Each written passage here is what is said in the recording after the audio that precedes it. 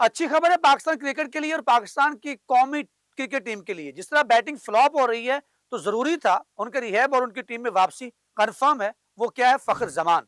और ये बड़ी खबर है और उसके साथ साथ जो टीम का ऐलान किया जाए उसमें कौन आ रहा है, कौन जो है वो निकाला जा रहा है, ये चीज भी आपके सामने रखेंगे। नाज़रीन अस्सलाम वालेकुम, मैं अखलाक सालिक आपके साथ 94 स्पोर्ट्स नेटवर्क पर आपको खुशामदीद कहता हूँ। नाज़रीन, पाकिस्तान की क्रिकेट टीम जिस तरह से वेस्ट इंडीज से शिकस्त खाकर आई है उसके बाद पाकिस्तान का मोराल काफी जो है वो डाउन है। पाकिस्तान की खासकर बैटिंग लाइन जो है उसके ऊपर बड़े सवालात उठाए जा रहे हैं। कोई कहा जा रहा था कि बाबर आजम जो है वो वापस आएगा, लेकिन बाबर आजम की वापसी हमारे दोस्त ने पहले बता दिया था कि नहीं होगी। तो वो ऐसा ही हुआ है और उनकी परफॉर्मेंस भी कोई इतनी बड़ी नहीं थी जिसका दबाव जो है वो सिलेक्टर्स के ऊपर हो, पाकिस्तान क्रिकेट बोर्ड के ऊपर हो, तमाशाई या फैंस जो है वो इस बात का जो है वो मुतालबा करें। वो बाबर आजम ने जैसी परफॉर्म नहीं किया, लेकिन वहां पर पाकिस्तान को वेस्ट इंडीज का ये दौरा जो है वो हर लिहाज से, मैंने आपको बताया कि 2017 में वेस्ट इंडीज में पाकिस्तान ने जो सीरीज जीती थी वो सरफराज अहमद की कप्तानी में जीती थी। ये वेस्ट इंडीज का दौरा पाकिस्तान को हर लिहाज से बड़ा बुरा पड़ा। पाकिस्तान ने अगर T20 सीरीज जीती तो वो अमेरिका के अंदर जीती, और वेस्ट इंडीज के अंदर पाकिस्तान जब भी गया पाकिस्तान मुश्किलात से दो चार रहा। तो वहां पर पाकिस्तान को बड़ा धचका ये लगा कि फखर जमान जो थे वो बाहर हो गए थे। उनको हैमस्ट्रिंग इंजरी हो गई जिसके बायस वो आखिरी T20 में ना खेल सके, फिर उसके बाद ODI से बाहर। और अब ये बातें की जा रही थी उसके बाद कि वो शायद एशिया कप भी ना खेल सके। लेकिन ये खुशखबरी है, बाबर आजम मोहम्मद रिजवान को दूर दूर तक कहीं नाम नहीं है एशिया कप में, और 25 के स्क्वाड के अंदर उनका नाम बताया जा रहा है वर्ल्ड कप के अंदर, वो भी बाबर आजम का। लेकिन उसमें कोई हतमी फैसला नहीं है। तो ये अच्छी खबर ये है कि फखर जमान जो है वो NCA के अंदर जो है वो रिहैब सेशन के अंदर मौजूद हैं, और वहां पर वो अपना रिहैब का जो है वो कर रहे हैं, अपना सेशन मुकम्मल। और वो पाकिस्तान की टीम का हिस्सा होंगे, ट्राई सीरीज से पहले वो हिस्सा हो जाएंगे। क्योंकि खतरा ये था कि शायद उनको NCA में जब रिपोर्ट करने के लिए कहा गया तो ये कहा जा रहा था कि शायद उनको ग्रोइंग इंजरी होगी, लेकिन ऐसा नहीं हुआ। और वो हमस्ट्रिंग इंजरी जो एक हफ्ते के अंदर रिकवर हो सकती है, जिसमें वो मुख्तलिफ एक्सरसाइजेज करने के अंदर भी मशगूल हैं। और इसके साथ साथ वो जो है वो डॉक्टर्स के साथ, फिजियो के साथ जो है वो अपना रिहैब का उन्होंने सेशन शुरू कर दिया है। और पाकिस्तान की टीम का जो ऐलान है वो मतवक्के है मंगल या बुध को। ये मैं आप तक अंदर की खबर बता देता हूँ आपको। मंगल या बुध को पाकिस्तान की टीम जो है उसका ऐलान कर दिया जाएगा, जिसके अंदर ट्राई सीरीज और एशिया कप के लिए जो खिलाड़ी हैं वो उनका अनाउंस कर दिया जाएगा। ये भी साथ बताया जाएगा कि कौन से खिलाड़ी जो हैं वो ट्राई सीरीज खेलेंगे और कौन से खिलाड़ी जो हैं वो फिर आराम करेंगे, और उनकी जगह पर जो है वो एशिया कप के लिए जो फाइनल टीम है वो भी मंगल या बुध को कर दी जाएगी।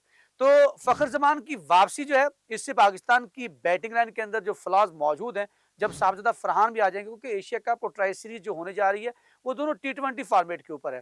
पाकिस्तान को जो ज्यादा धचका लगा है वो पाकिस्तान को ODI के अंदर लगा है। तो उसके ऊपर देखा जाएगा क्या फखर जमान के बगैर, आपको पता है फखर जमान 100 ODI के बैट्समैन माने जाते हैं। उन्होंने 200 किया पाकिस्तान की तरफ से, उन्होंने फिर पाकिस्तान की तरफ से सैयदन का रिकॉर्ड तोड़ा, 100 जो 94 रन का था वो भी तोड़ा उन्होंने। उससे पहले एक 180 बनाने वाले वो पाकिस्तान के वाहद बैट्समैन है कि जो सबसे ज्यादा ODI के अंदर जो है वो 150 प्लस रन करने वाले हैं बहुत दफा। और ये बड़ा कमाल है, उसकी वजह से फखर जमान की जो है वो अहमियत वहां पर थी, और उसका पाकिस्तान को खमियाजा भी भुगतना पड़ा। पाकिस्तान के अब्दुल्ला शफीक परफॉर्म न कर पाए, साइम अयूब भी उस तरह चल ना पाए, और फिर नीचे से पाकिस्तान के जब बाबर आजम नहीं चले तो फिर पाकिस्तान की टीम सारी जो है वो बिल्कुल फारिग हो गई।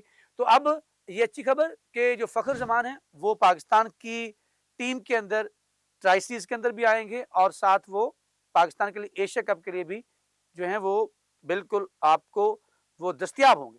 उनकी दस्तयाबी की वजह से पाकिस्तान के हो सकता है कि कुछ यंगस्टर जो है उनको बाहर भी बैठना पड़े, ठीक है, क्योंकि उनकी गैर मौजूदगी में ये चांस था कि नाफे को या किसी और को मौका मिल सकता था। लेकिन अब जो बात दिखाई देती है वो बिल्कुल गैर यकीनी है।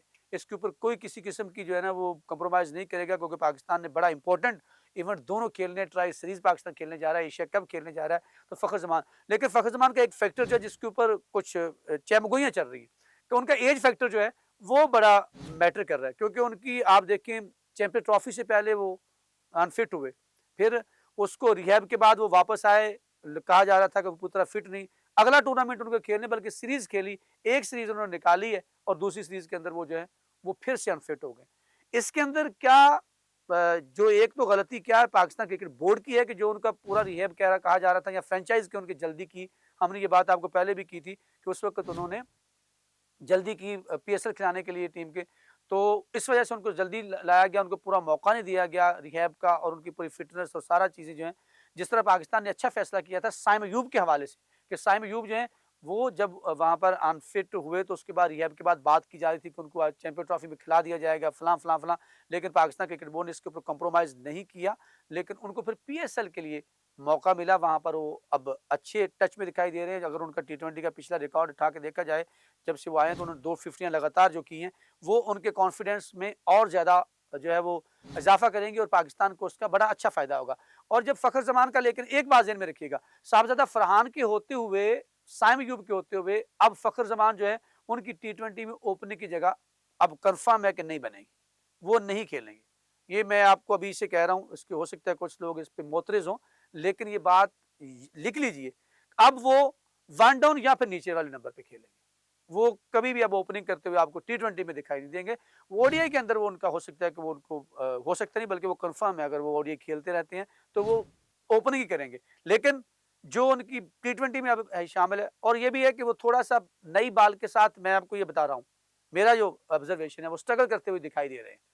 तो इससे बेहतर है जब उन्होंने आपने जो वर्ल्ड कप खेला जिसमें आप ऑस्ट्रेलिया से सेमीफाइनल हार गए थे, तो उसके अंदर भी आपको पता है कि निचले नंबर पे आके उन्होंने बहुत अच्छे अंदाज में मिचेल स्टार्क को भी छक्के लगाए थे। तो मैं ये समझता हूँ कि ज़्यादा खतरनाक हैं फ़खर ज़मान जो हैं, वो टी20 के निचले नंबरों के ऊपर अगर वो खेलें तो। क्योंकि जो या फिर उनको आप खिलाएँ तो जब स्पिनर्स का होता है तो स्पिनर्स को बड़ा अच्छे अंदाज में जो है वो आउट ऑफ ग्राउंड जो है वो जाकर खेलते हैं, डाउन द ट्रैक बड़ा अच्छा खेलते हैं।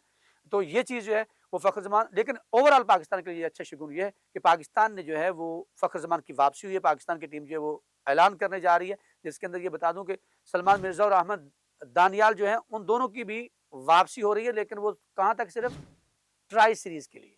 यानी जो अफ़गानिस्तान, पाकिस्तान और यूएई की टीमों के दरमियान खेली जाएगी, वहाँ पर आपको ये सलमान मिर्ज़ा दोनों दिखाई देंगे। लेकिन कुछ चांसेस दिखाई देते हैं कि पाकिस्तान की बॉलिंग अटैक को देखकर नसीम शाह जो है वो भी वापस नहीं आए, वो उधर कैरिबियन लीग के अंदर ही मसरूफ़ हो गए हैं। तो यहाँ महसूस होता है कि सलमान मिर्ज़ा के ऊपर जो है ना वो सोचा जा रहा है कि उनको एशिया कप के लिए सिलेक्ट किया जाए। पाकिस्तान क्रिकेट बोर्ड जो है वो शायद शहनशाह अफरीदी के साथ आपको 2 लेफ्ट हैंडर जो हैं वो एशिया कप के अंदर, क्योंकि बड़ा यहाँ पर इंडिया भी होगा, श्रीलंका भी होगा, बांग्लादेश भी होगा, तो 2 लेफ्ट हैंडर के साथ पाकिस्तान अटैक करता दिखाई दे, और सलमान मिर्ज़ा ने इसमें बहुत अच्छा परफ़ॉर्म किया। हमने आपको ओवरऑल बता दिया फ़खर ज़मान और की वापसी, फिर सलमान मिर्ज़ा के हवाले से टीम का कब ऐलान होना है। आपने कमेंट सेक्शन में जाके हमें ये बताना है कि आपके नज़दीक जो है वो पाकिस्तान को, आज का सवाल है आपके लिए कि सलमान मिर्ज़ा को एशिया कप के लिए सिलेक्ट करना चाहिए या किसी और बॉलर को उस पर ऊपर प्रायोरिटी देनी चाहिए। कमेंट सेक्शन में जाके अपने इस सवाल का जवाब दीजिए और अपने ख़यालात का इज़हार जी भर के कीजिए। मुझे अखलाक सालिक फ़हीम को और पूरी टीम को दीजिए इजाज़त। अगर ज़िंदगी ने साथ दिया तो इंशाअल्लाह फिर आपसे मुलाकात तो होती रहेगी।